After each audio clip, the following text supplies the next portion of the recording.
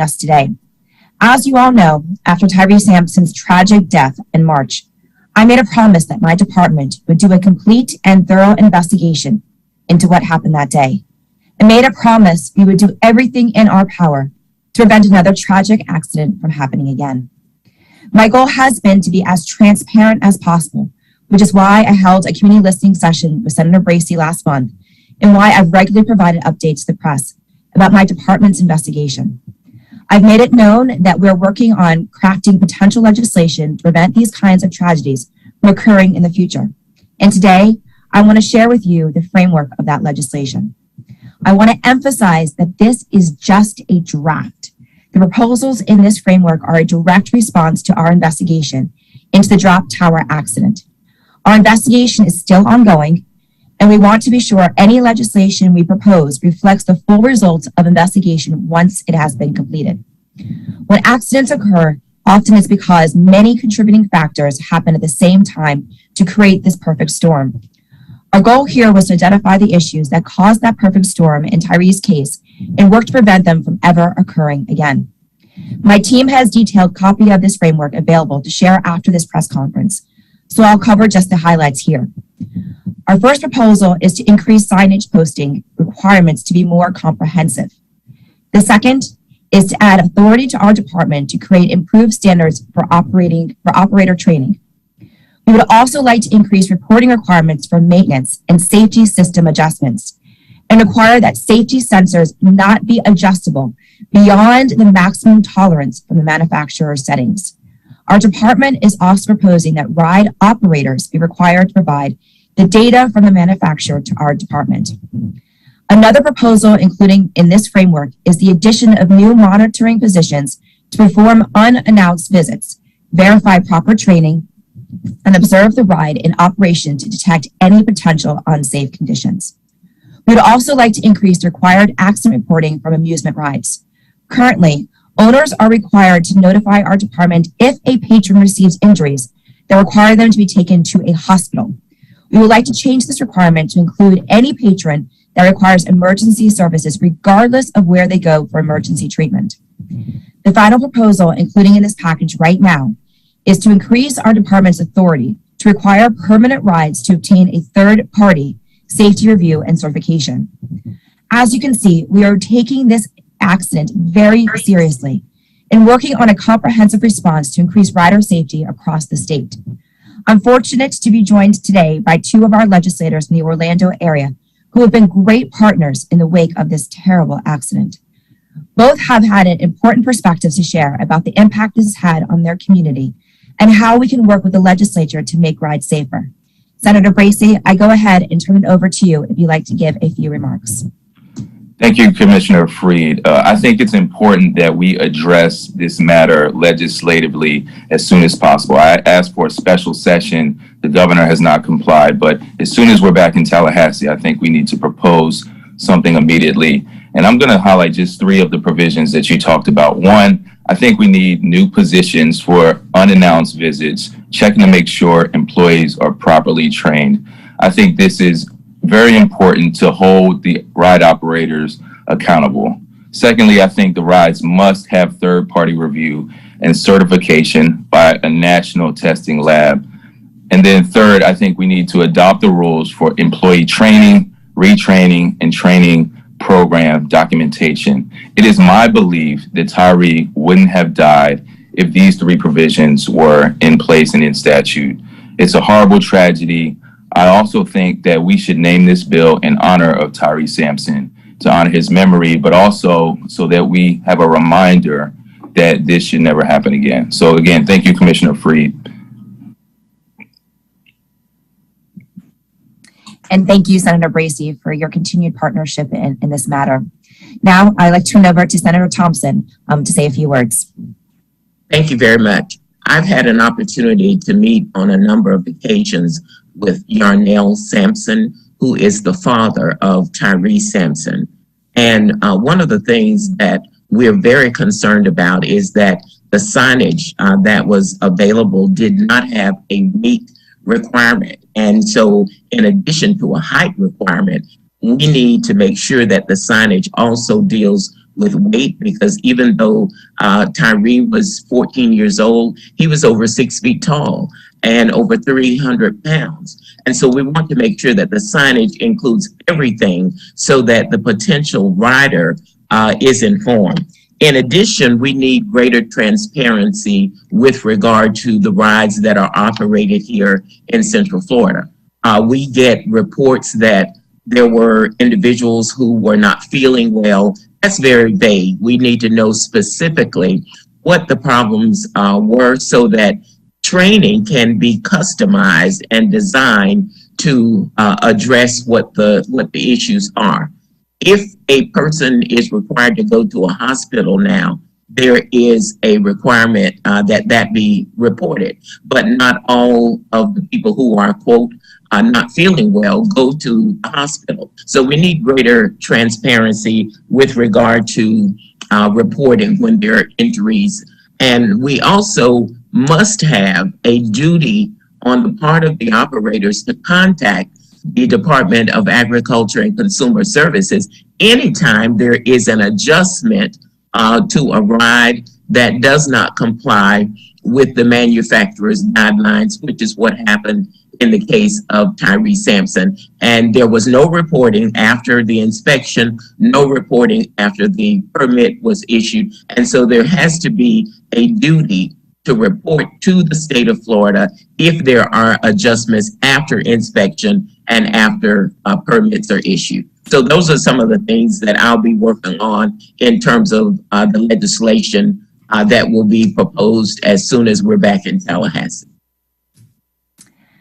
Thank you so much, Senator, and for both of you for being such great partners for our department as we work together to get answers for the community and Tyree's family. One thing I'd like to clarify before we open it up to the press and ask for questions is that while my department can draft and propose legislation, it can't move forward unless it is sponsored by a member of the legislature. As you all know, my team as Agriculture Commissioner my term ends at the end of by the time before next legislative session starts. So it'll be up to the next commissioner to shepherd this legislation through the process if they so choose to do so. I'm hopeful that the legislature and the next commissioner of agriculture can come together to pass this legislation on a bipartisan basis. This is not a Democrat or Republican issue. This is a safety issue. And as leaders, we have a responsibility to do everything in our power to ensure that these rides are safe for the people of Florida. With that, I'll go ahead and take some questions. Thank you, Commissioner Freed. Journalists, at this time, if you want to type your questions into the chat box, I will go ahead and read them. We have a question from Maris Badcock. Hello, previously Commissioner Freed said no steps would be taken related to legislation until the investigation is complete. This was in part because Commissioner Freed said she didn't want to make any assumptions. Is the investigation nearing completion? We've reached out numerous times requesting an update, but haven't heard anything since April 18th, 3 months ago. Well, thanks, Maris, for that question. And like I said, this is a draft. The investigation is still ongoing, which is why it's not in its final form.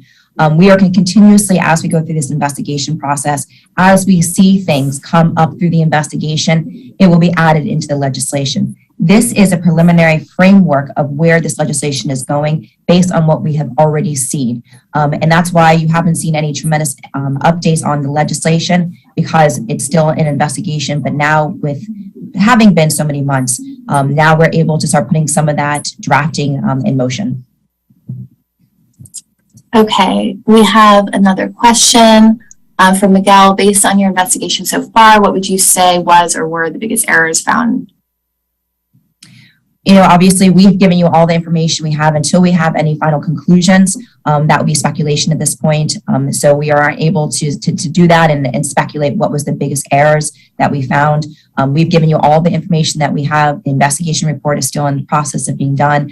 But again, based on what we are already currently finding is what this draft legislation is based on. Thank you.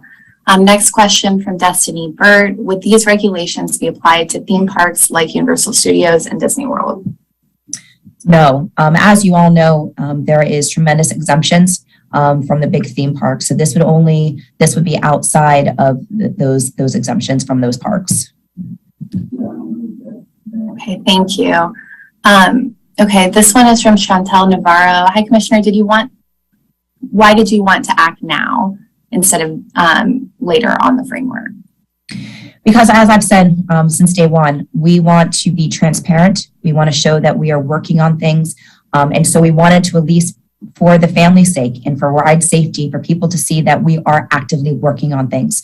So that's why it's not a final form by any means yet, but that's why we wanted to be a draft. And as we were drafting through things, we wanted to make sure that you got the information to kind of start seeing where we were going and what areas that we were targeting on. And I'd like to add to that.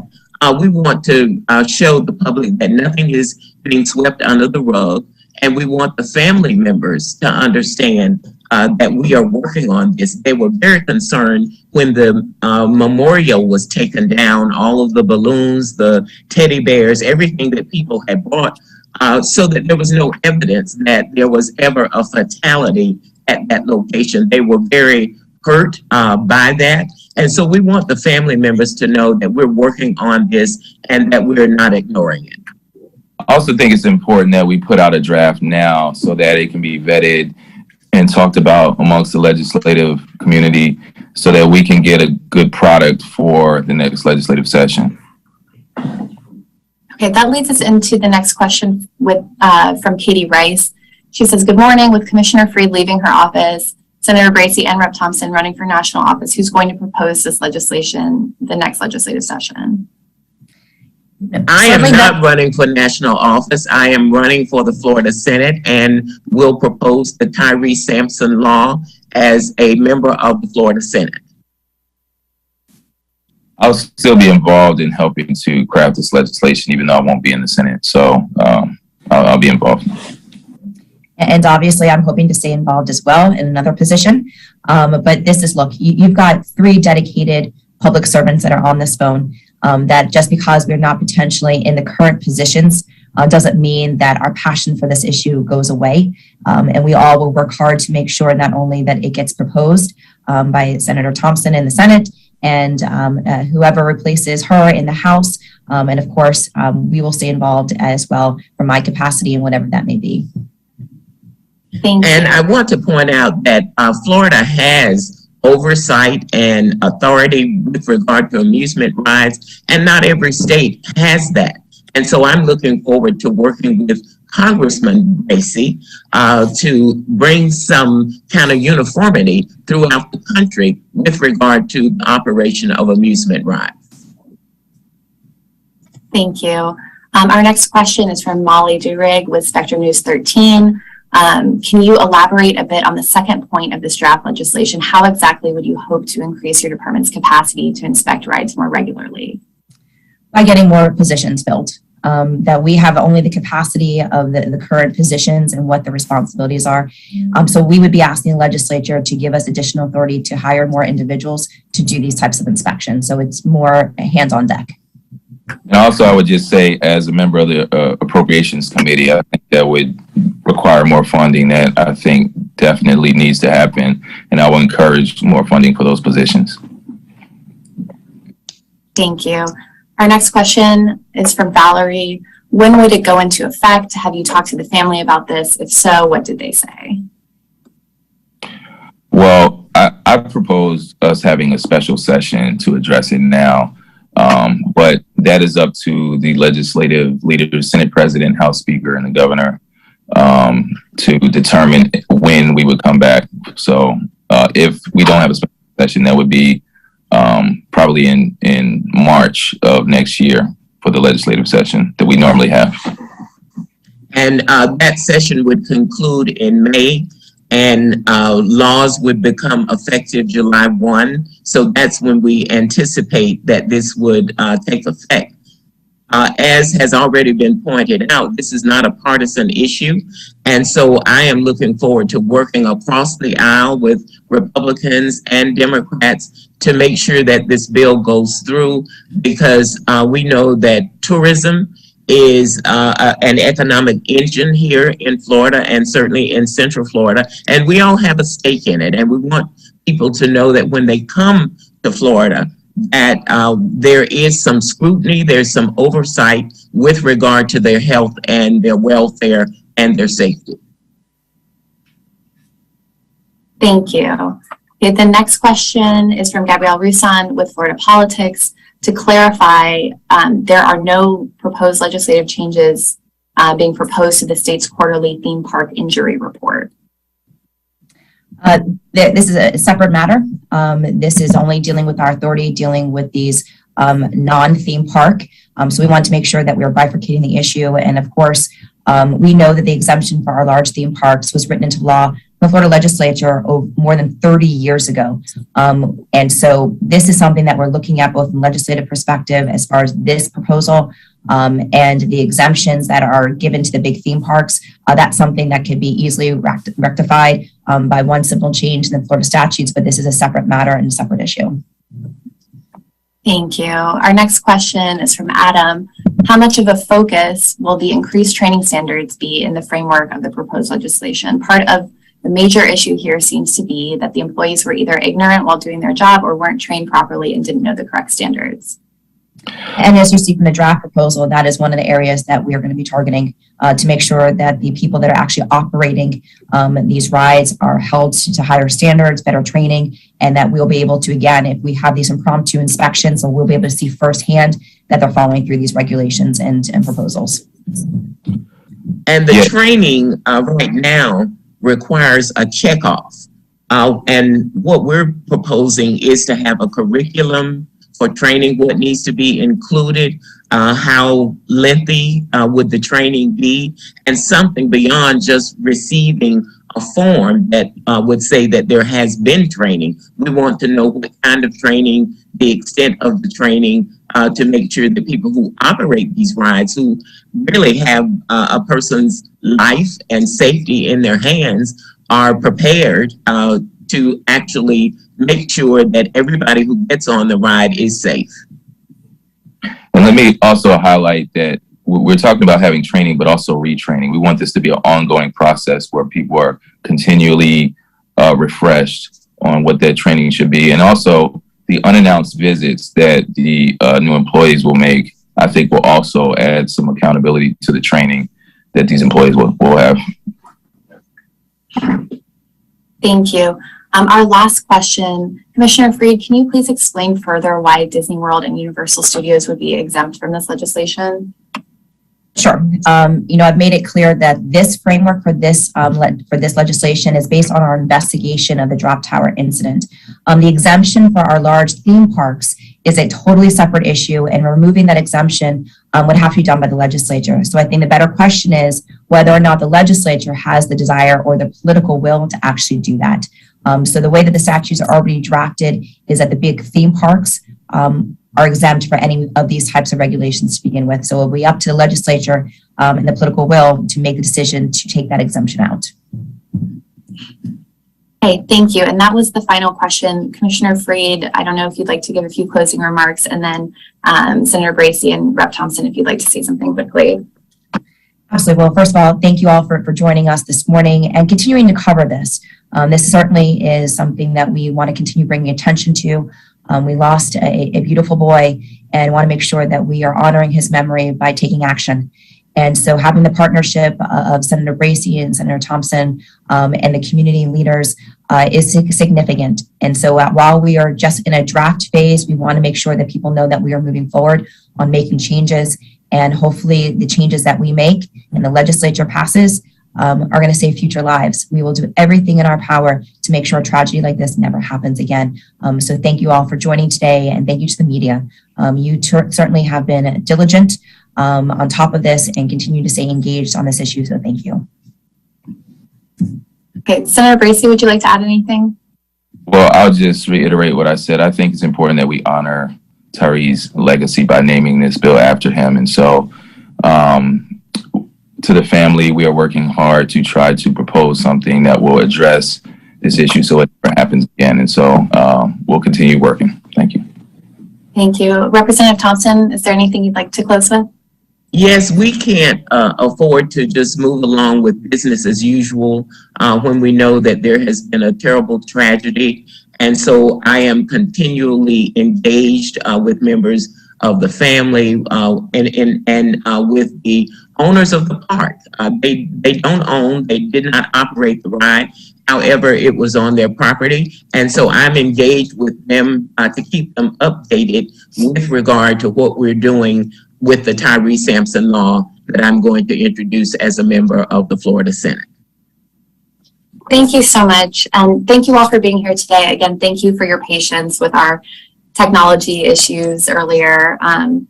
But that concludes today's press conference. We will be sending out the video later today, and it is on the Florida channel live right now if you'd like to access it sooner. If you have any follow-up questions, you can email us at comms@fdacs.gov, and we will do our best to get those answered. Thank you so much, everyone. Thank you. Thank you.